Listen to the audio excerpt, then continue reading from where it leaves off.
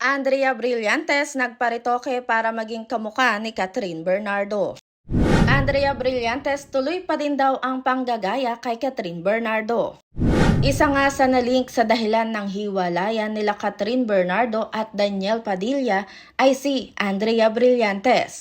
Sa amot-saring batikos ang natanggap ng aktres na si Andrea Brillantes sa Katniel fans nang malaman ng dahilan ng paghihiwalay ng Katniel.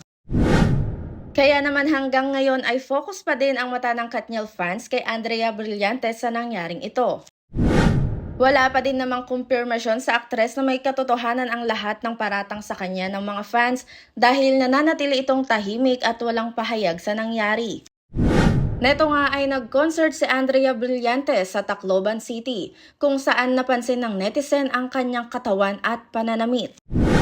Tila ginagaya daw nito si Catherine Bernardo at sa panggagaya niya nga dito ay hindi na bumabagay sa kanyang katawan ang pinapagawa nito.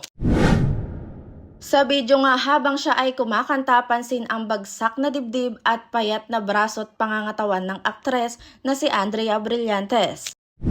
Kaya naman hindi naiwasan ng netizens ang mapakomento sa katawang ito.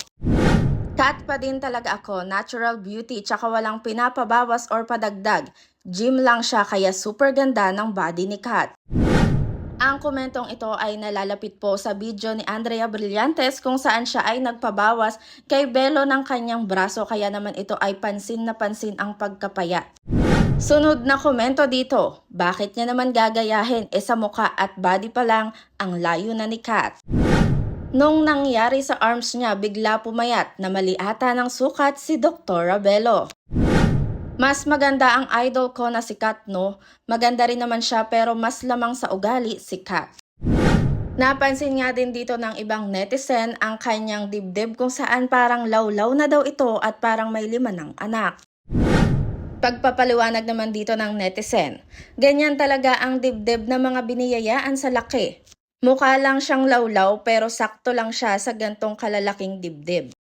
Hindi daw kasi pwedeng pagkumparahin ang katawan ni Catherine Bernardo at ni Andrea Brillantes lalong-lalo na daw sa edad nila at sa mga ginagawa nilang proyekto ay iba-iba daw ang kanilang sistema.